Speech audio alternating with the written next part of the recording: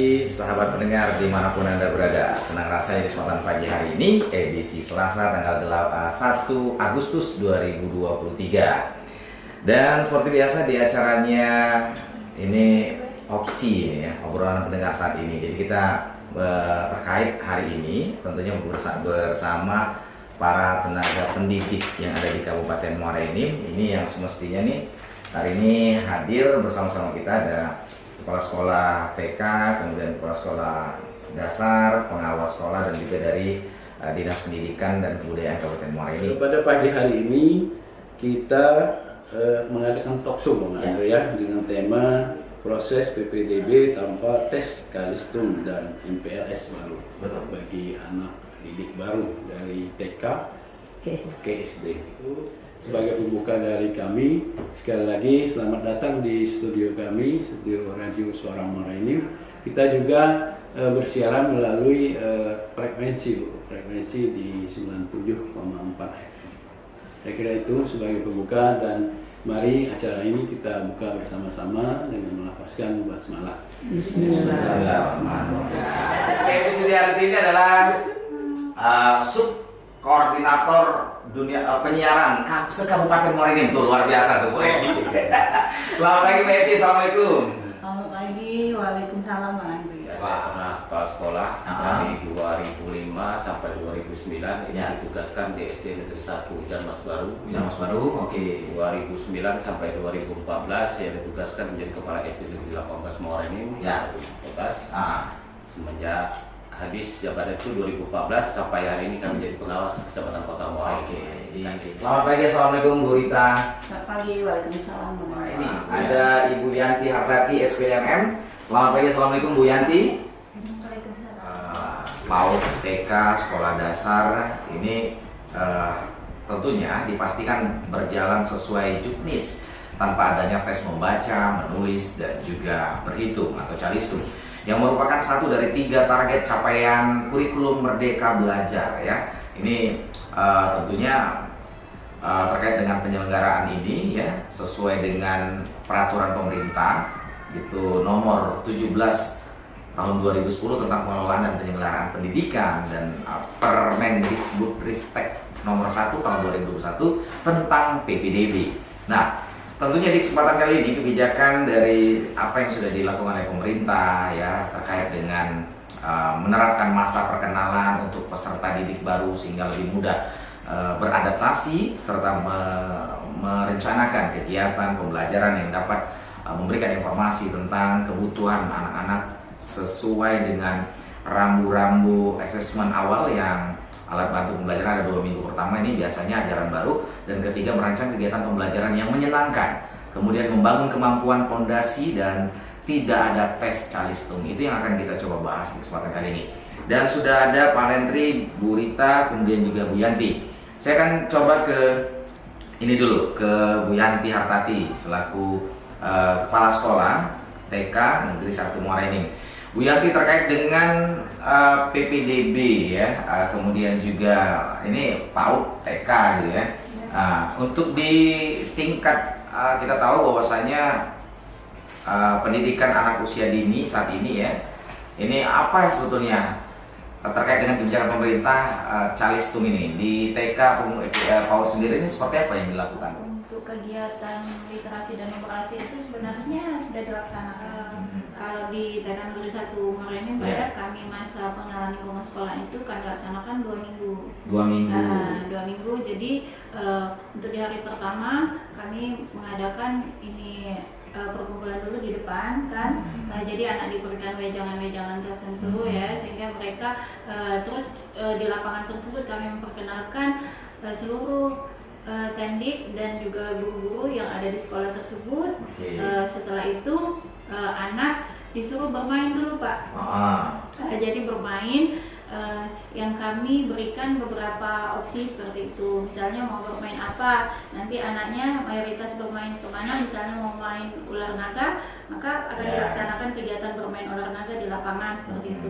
Melaksanakan kegiatan di dalam kelas Pak. Di dalam kelas itu baru mengenal lingkungan di dalam kelas dulu. Dalam proses penerimaan PPDB sendiri kami itu seperti yang sudah sesuai dengan edaran dari kementerian, terus edaran dari Diknas, terus juga ada dari edaran dari Bupati bahwa kita tidak melaksanakan tes calistung.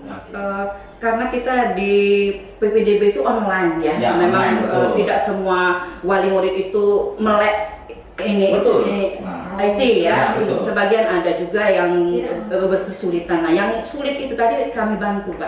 Karena datang kami sekolah. menyematkan di DEP kan seperti Pak Andre tahu sendiri, saya itu promosinya kayak luar biasa. Jadi saya sematkan di situ nomor WA yang bisa dihubungi. Ketika mereka berkesulitan, dia nelpon, kami suruh datang ke sekolah, kita yang mendaftarkan Bang Andre.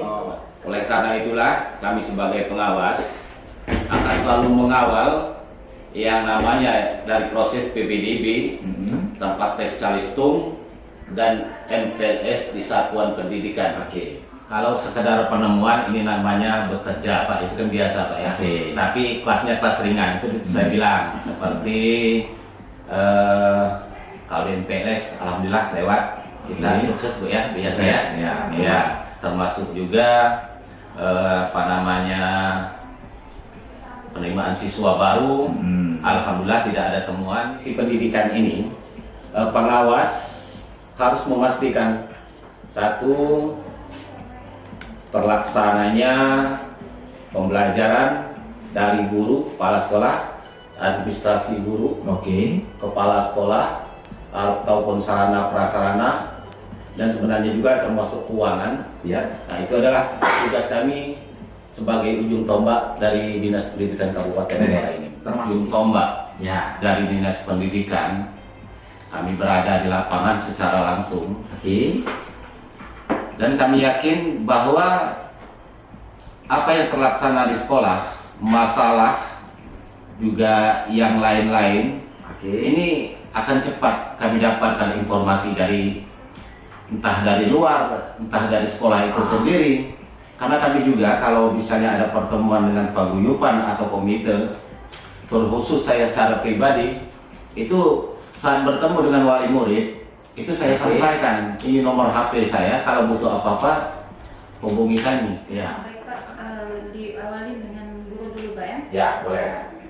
Kalau dari gurunya Pak, alhamdulillah dari 10 orang guru itu memang dasar pendidikannya itu memang SPD AUD. SPD AUD ya. Jadi kami guru PAUD itu kalau memang dia itu memang lulusan dari SPD AUD itu karena sebagian besar dari mata kuliah yang dinyam pada waktu pendidikan itu memang psikologi.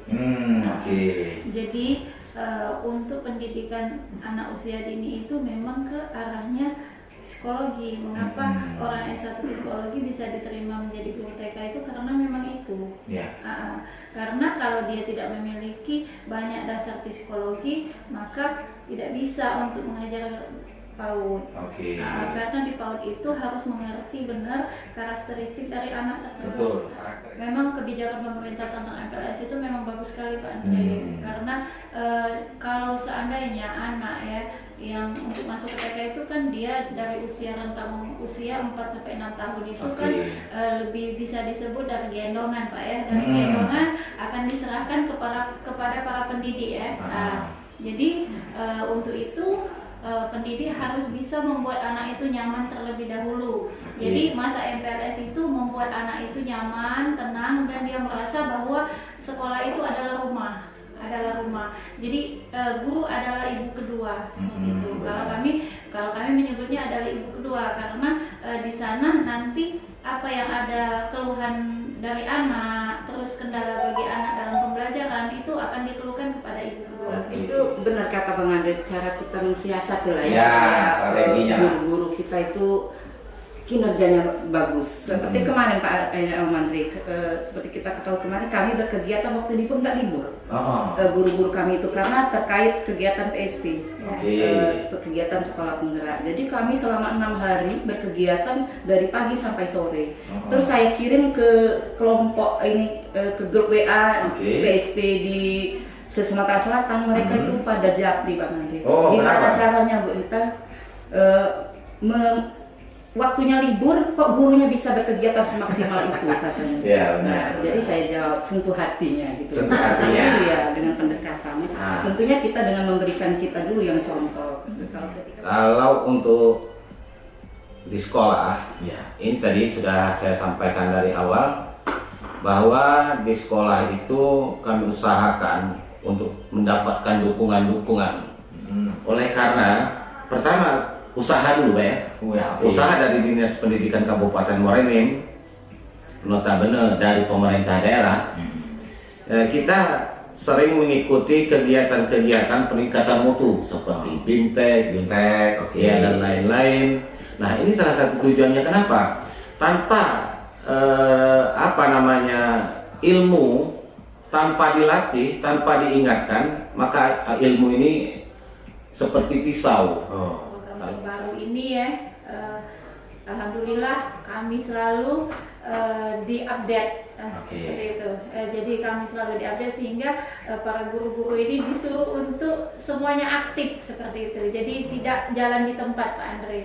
Alhamdulillah, dan juga dengan adanya kegiatan MPLS yang termasuk dalam kegiatan transisi PAUD SD yang menyenangkan, itu ada sisi positifnya yang sangat baik bagi kami, yaitu antara pembelajaran di TK dan di SD itu jadi akhirnya tuh nyambung kepala-kepala sekolah, baik itu di TK maupun di kelompok bermain ya. Baiklah, kita kedepannya ini kalau bisa mengikuti program sekolah penggerak, guru penggerak, dan juga kita mengikuti kegiatan yaitu transisi PAUD SD yang menyenangkan seperti yang sedang diumumkan pada saat ini ya. Jadi untuk para guru jangan sungkan-sungkan mengikuti semua program, dan juga mari tingkatkan kompetensi kita sehingga kita menjadi guru yang berkualitas. Sebelumnya terima kasih saya ucapkan kepada Dinas Kominfo yang sudah mengundang kami di forum ini. Juga saya ucapkan terima kasih juga kepada Kepala Dinas Pendidikan dan Kebudayaan yang sudah memberi ruang juga kami untuk berbicara di sini. Juga saya mau menyapa ini Bang Andri. Boleh. Menyapa guru-guru SD Negeri 20 Muara Enim, tetap semangat, tetap menjadi yang terbaik, yang terdepan. Tetap mau berbagi di lingkungan sekitar kita, namun yang jelas harus beres-beres dulu di rumah kita ya. Oke. Terus mengenai yang dibicarakan oleh Bu Yanti tadi, bahwasanya mereka mempersiapkan dengan fondasi dasar dari anak TK. Kami pun juga demikian Bu Yanti, kami melanjutkan. Kami siap bersinergi dengan guru-guru PAUD, kepala sekolah PAUD untuk menjadikan anak-anak yang di fase A, kalau di kurikulum Merdeka itu di fase A itu kelas 1 dan 2. Jadi mereka itu memang masih benar-benar di fase mereka belajar di umurnya 6 tahun kalau di SD itu minimal. Jadi umur di 6 tahun sampai 8 tahun itu anak-anak itu masih bermain, dan kami siap melanjutkan program dari PAUD. Tidak langsung kalau selama ini kan kita kalau anak SD itu benar Bang Andre, kalau pola-pola lama itu anak-anak sudah bisa calistung. Nah sekarang di fase A ini anak-anak memang nantinya kita bermuara ke situ. Tapi dengan cara yang seperti kata Bu Yanti tadi, dengan cara-cara yang tepat, dengan pola-pola bermain sesuai dengan umurnya gitu. Selamat siang, Assalamualaikum warahmatullahi wabarakatuh. Waalaikumsalam. Terkhusus kepada Bapak Kepala Dinas Pendidikan Kebudayaan Kabupaten Muara Enim yang telah memberi kesempatan kepada kami untuk hadir di Radio Suara Muara Enim, dan terima kasih juga kepada Radio Suara Muara Enim karena kami telah dapat hadir di ruangan ini, dapat menyampaikan apa yang kami rasakan selama ini. Oleh karena itu saya berpesan khusus kepada terutama rekan-rekan pengawas, terutama rekan pengawas Kecamatan Muara Enim dan Korwil. Mari kita bergandeng tangan untuk mengawal pelaksanaan kebijakan, kegiatan-kegiatan yang ada di sekolah. Dan mari kita dukung, mari kita beri semangat rekan-rekan kepala sekolah, rekan-rekan guru, sehingga pendidikan di Kabupaten Muara Enim ini menjadi lebih baik. Oke, baik. Terkhusus mengenai PBDB, satu kesimpulan yang harus kita ambil, terlaksananya PBDB ajaran baru, satu, tidak ada tes calistung. Oke, baik. Iya, tidak ada tes tulis, baca, dan berhitung. Oke. Yang kedua, terlaksananya satuan pendidikan atau menerapkan MPLS sesuai dengan jadwal yang telah diatur oleh kebijakan. Yang ketiga, penerapan strategi pembelajaran yang menyenangkan pada satuan pendidikan. Nah, ini perlu kita kawal agar pelaksanaannya sukses di lapangan, berjalan dengan baik sesuai dengan harapan. Dan sahabat pendengar, tujuan utama pendidikan bukanlah pengetahuan, tetapi tindakan. Pendidikan adalah seni untuk membuat manusia makin berkarakter, kemudian menjadi cerdas dan berkarakter adalah tujuan utama dunia pendidikan di saat ini yang sedang kita gembar-gemburkan. Dan satu lagi, ada kata-kata mutiara untuk para guru-guru kita yang hebat ini. Guru terbaik adalah guru yang tak kenal lelah mencari cara agar muridnya bisa mengerti. Guru bukan orang yang pintar atau tersukses di muka bumi ini, tapi guru mampu membimbingmu untuk menuju kesuksesan. Saya Dija Artoana, terima kasih dan akhir kata wassalamualaikum warahmatullahi wabarakatuh.